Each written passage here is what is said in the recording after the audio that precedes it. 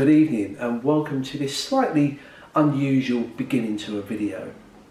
And the reason being is because I want to share with you a magic and mystery story all about my great uncle Santini, who like me was a magician many years ago who performed mind reading, ESP, extrasensory perception tricks, and also believed he had this unique ability to read into the future and predict what would happen.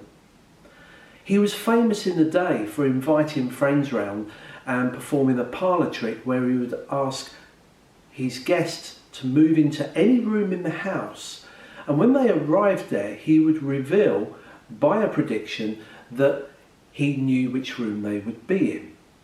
He would then ask them to move into another room in the house, such as the dining room, and again he would reveal that he knew they wouldn't be in the hallway or the kitchen, and he would continue this for the rest of the evening. Now, before he died, he always insisted to the family that it was never a parlour trick. He really believed he had that power to read into the future. And in doing so, he scribbled down a premonition. And it's that I want to present to you today in a magic and mystery environment. And you would have to decide, did Santini really have those abilities of reading into the future, or was it just an illusion? So we start the story from the opening of our family keepsake box. What I got here is a keepsake box. I'm sure you've all got one of these where you put old bits from family members in, and it's a little bit tatty, but inside we have things like old money, my grandma's old watch, hair ribbon, some dice, but what I'm after is this. This is the premonition that he left.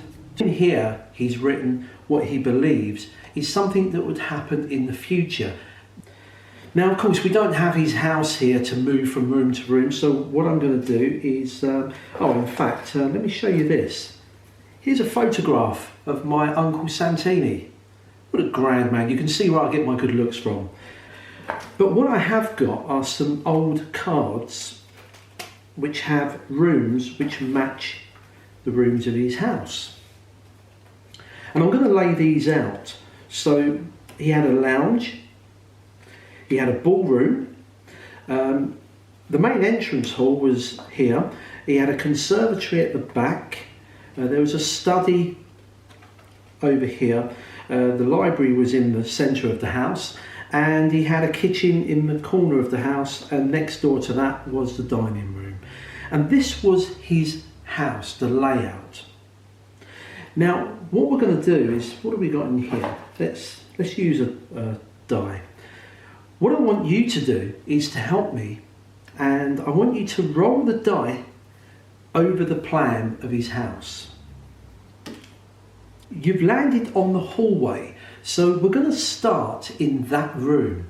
Now, before we go any further, we're going to have a look to see the first premonition Uncle Santini had. In fact, I should give him his stage name. He was called the Great Santini.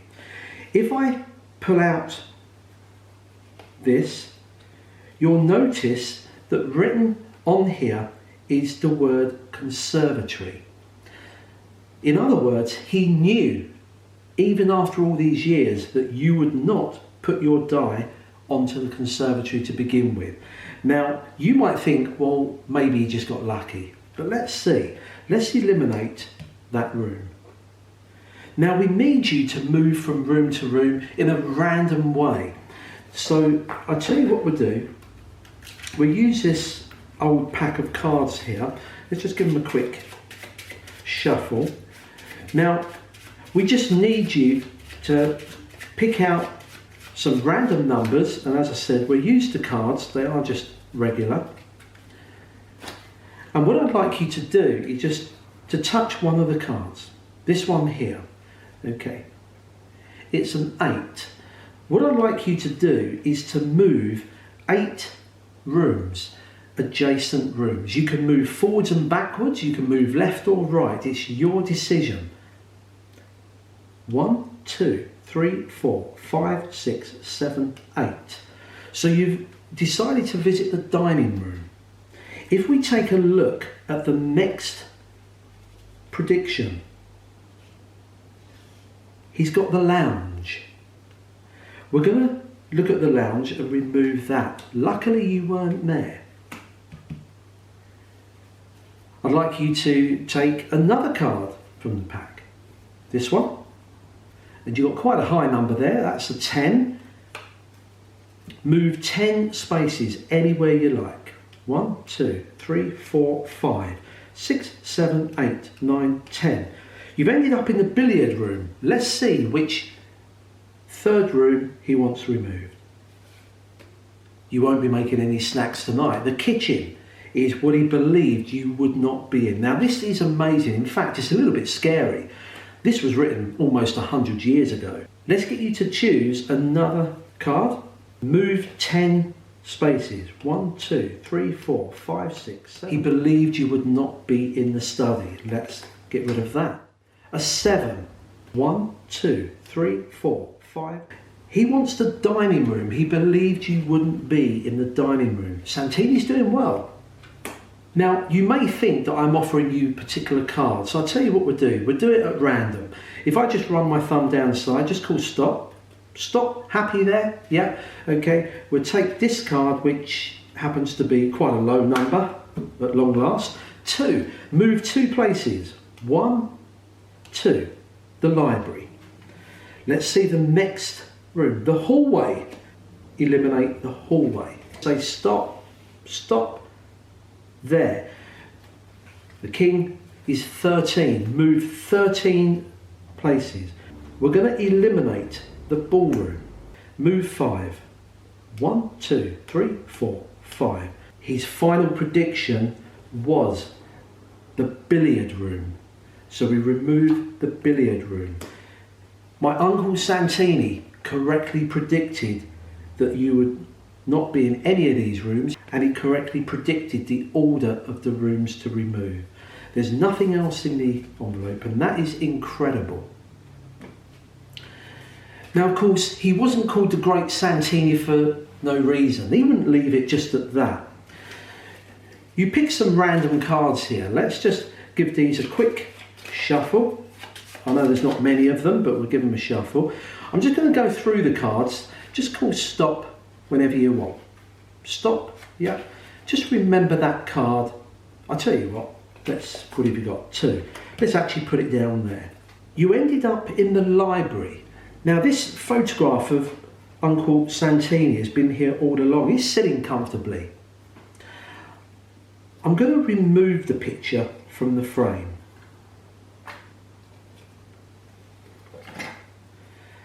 If you take a close look, he's sitting in a room, not just any room, but if we unravel the photograph, you will see he's not sitting in the kitchen or the dining room, he's actually sitting in the library.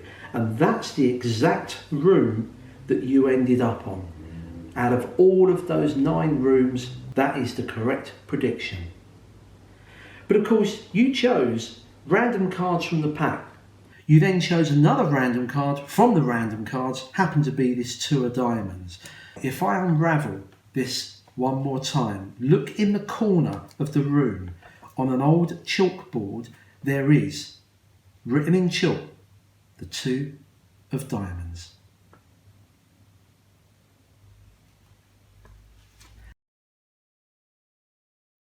Hope you enjoyed that particular trick. This is how it works. Now, the actual routine is original, but the handling and the method is not. It's been around for hundreds of years, just like my Uncle Santini. Yeah. Okay, so he wasn't my uncle, and he wasn't called Santini. I'm going to show you in 3 stages what everything is. First of all, the photograph that is here, this is downloadable. There's a link below the video. You can download this free of charge. You can also download the prediction card, and also the instructions to follow along. Now, the routine started with the room layout. So let me just lay the rooms out because they have to go in a certain way. So let me just lay these out to begin with, and then we'll go through these. Now hopefully the overhead camera can pick those up. We'll take a snapshot of those. But if you have a look, the rooms are laid out. In the top row are the lounge, billiard and ballroom. In the middle row there's hall, library, conservatory, and at the bottom is study, dining room and kitchen. Now you'll notice I've used some cards from Cluedo. You can pick these up from eBay quite cheaply, or you may want to make your own, just some blank face playing cards, scribble on the rooms. And just thinking about a great idea that would work well, and this has just come to me, a light bulb moment, but you could take photographs of your own house and have a photograph of the garage, the dining room, the kitchen, the bedroom, the hallway, the bathroom. So you could actually make it applicable to your own situation. But anyway, I've used these cards. This is the order. Now secondly, they can start on any room, so they can use anything. Now I use a die, and that's for a reason which I'll explain in a moment. But here's a die, but you could use a chess piece, a coin, or anything to move around the board. I will say at the start that this is totally automated, so don't worry about messing up, because once you start moving it around, you're always going to end up in the library, without doubt. Okay, so that's how the trick works. It will always end up in the middle, no matter which direction they move, what number they have, they'll end up there. So you give them a choice of starting anywhere. Now they can start anywhere except the conservatory. Now I know that you could probably say to a spectator, place this in any room where you want to begin. The chances are they're not going to go for this. And if you get them to call it out, it's common knowledge that if you give someone a choice of words to call out, they'll always call out one that's easy to pronounce. And for some strange reason, people would much rather say study or kitchen than they would the word conservatory. I'm not quite sure how true that is, but it sounds plausible to me. So they can't have this, but they can put it on any others. And this is why I use the die. I ask them to roll the die onto the playing area. If it lands on any of the rooms, that's great. You just go ahead and do that. If by chance they do roll it and it ends up on the conservatory, then you say, well, take what you've rolled, 2 in this case, and the rooms here are 1, 2, 3, 4, 5. So this is the second one. We'll start on the billiard room. That's just my method, but you may come up with a better way. And you might be confident to say, pick a room, and they could pick any room, but just don't let them put it on conservatory. So let's say they put it on the hallway. Now, the order of the rooms being removed, the conservatory is the first one, so we can remove that. The next part, if you look beside me, there's a list of odds and evens coming up. Now this is the only part you have to remember, is that you need to give them either an even number or an odd number. Doesn't matter what the number is, an even number can be 2, 10 or 44, it doesn't really matter. Now I do a very simplistic method using a deck of cards. What I've done is I've separated the cards so that one half is all odd numbers and the other half is all even numbers. And I put them together. You can now see during the routine is when I need them to pick an even number, I offer them the even cards. If it's an odd number, I offer them the odd cards. You'll notice that during the routine, 3 times at the end, I did different ways rather than offering them, mainly because it just breaks up the monotony of offering them loads of cards. I spread the cards, but one of them, those magicians of you watching would have been on the ball and spotted I did a slip cut force, and that's because one of the evens that you see down here, I have to force the 2 of diamonds because that's what's going to be used in our final prediction. So I just did a simple slip cut force to force that even number on there. So you go through offering them the cards, they move around in any order. Now going back one step, the order that you see beside me, there's one missing at the top, and that will either be an odd or an even. So how do you decide? Well, it depends which room they start in. If they start in any of the ones denoted on the screen by the red cross, so in other words, either corner or middle, so either of these, you will always begin with an odd number. However, if they start in the 3 other rooms, then you start with an even. And that's it. The other ones remain the same, and that's the great thing about this. I always remember even, even, odd, odd. To me, that's just ingrained in my brain. All I know is depending where they start, I either start with an odd or an even at the beginning of this sequence. Once they move around and you go through the card, eliminating each room one by one, eventually they will end up on the library. Don't forget to remind them that they can only move forwards and backwards, left or right. They can't go diagonal, they can't walk through brick walls, it's got to be through doorways, and they can't jump over empty spaces. That's the rules of the game. This will all work. You've eliminated all of the rooms. Now that in itself is a great trick. You could end it there. You might say, I don't need to go on to the photograph part. I don't really want that. This could be a great trick on its own. However, if you do want to use the photograph, if you download this, it's been specially prepared to go into a frame. Now I picked this up from a dollar store, it's cheap, it's about the right size, and it fits nice and neat. If you don't want to get a frame, you can have a little wallet. Maybe this can go in a little clear wallet or anything like that. Now again, the instructions you download and this picture, the details about where the folds are folded up. So once you've finished on here, to open this, trust me, look at their faces as you flip this open. They're amazed to see the library is what is sitting in.